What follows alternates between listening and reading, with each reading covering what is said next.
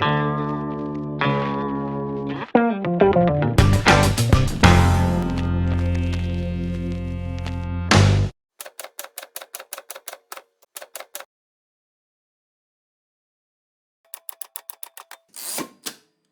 je choisis des personnages un peu compliqués, hors de l'équipe police, hein, généralement quand je parle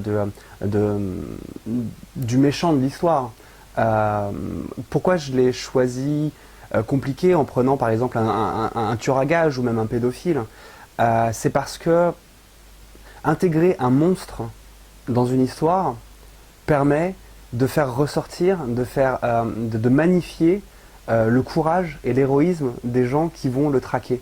C'est utiliser un monstre pour révéler la beauté des autres personnages. Pas de super-héros sans Némésis. C'est-à-dire que Batman sans le Joker, c'est juste un type en collant.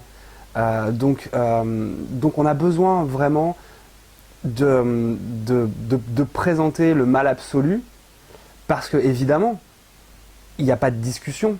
C'est contre lui qu'on va aller.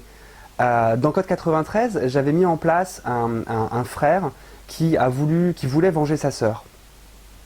Résultat, mes flics comprenaient sa démarche de vengeance, ils l'acceptaient sans la justifier, puisqu'ils le traquent pendant tout le livre, mais arrivé à la page 300, les flics, comme les lecteurs, se disent « mais qu'est-ce que je veux vraiment, moi? Est-ce que je veux vraiment qu'il l'arrête? Est-ce que je veux qu'il soit puni, parce que l'air de rien, moi ça fait 300 pages que je le suis, cet assassin, et on me le décrit tellement dans ces méandres et dans cette recherche de vengeance, qui en fait n'est qu'une recherche de justice, que je me retrouve à l'aimer. Donc ça, je l'avais déjà utilisé. Dans Territoire, je mets en place la maire d'une ville qui se laisse complètement avoir par cet imbroglio entre la cité et ce qu'elle veut aussi donner comme image de sa ville, et qui se retrouve en fait, pour le bien de sa ville, à devoir dealer avec les délinquants. Et au bout d'un moment, cette mère, on ne peut pas complètement la détester. Alors dans Surtension, j'ai voulu des personnages très forts, parce que j'ai voulu qu'on soit vraiment, vraiment avec l'équipe. Alors j'ai réussi à faire un tueur à gages, mais bizarrement, au bout d'un moment, on l'aime bien, ce type. Raté.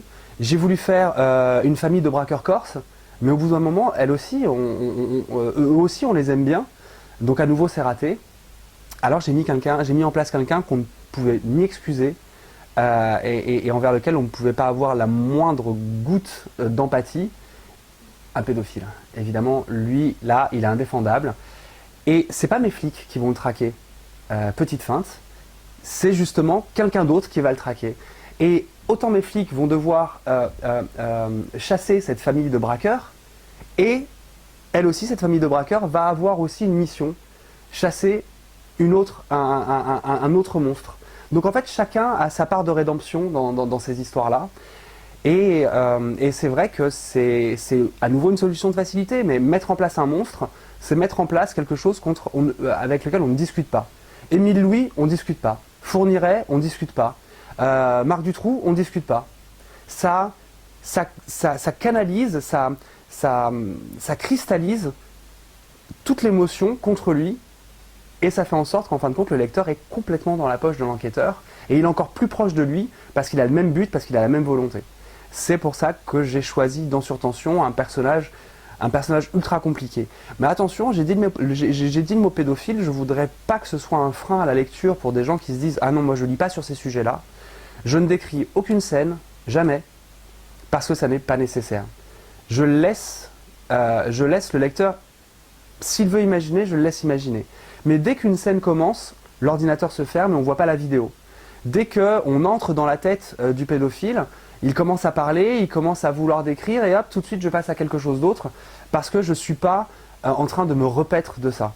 Oui, je vais parler de monstres, mais non, vous ne verrez pas ce qu'ils font. Si j'ai un dernier mot, ce serait peut-être vous présenter Surtension, mais surtout vous présenter les raisons pour lesquelles j'ai voulu ce titre-là. On a tous l'impression de se connaître parfaitement, mais on ne connaît pas l'animal qui est en nous. Et cet animal-là, il se révèle uniquement quand on arrive à notre point de rupture, à ce point de surtension. Notre animalité, elle arrive quand on a un canon de flingue braqué sur sa tempe. quand on est soi-même en danger ou quand on est face à la mort. Mais cette animalité, elle se révèle encore plus quand ce danger ou le fait d'être face à la mort touche les gens qu'on aime le plus. Donc, je vais prendre 10 personnages complètement séparés, des flics, des braqueurs, un tueur à gages, un père de famille, et je vais les mettre dans une situation de surtension constante qui va les mener à leur point de rupture et qui va répondre à cette question. Et vous, qu'est-ce que vous feriez dans cette situation-là? Et en fin de compte, c'est une question que je pose aussi au lecteur. C'est, est-ce que vous vous connaissez vraiment? Est-ce que vous vous êtes déjà découvert? Est-ce que vous avez déjà été dans une situation où vous vous êtes dit, je vais y passer, donc je réagis comme une bête traquée, comme un animal, et c'est comme ça que je suis quand j'ai vraiment la mort en face de moi ou le danger en face de moi. Mais aussi, par exemple, il y a l'histoire d'un père qui va rentrer chez lui et qui va découvrir que son appartement est squatté par 4 criminels qui prennent en otage sa famille parce qu'ils veulent qu'il fasse quelque chose pour eux.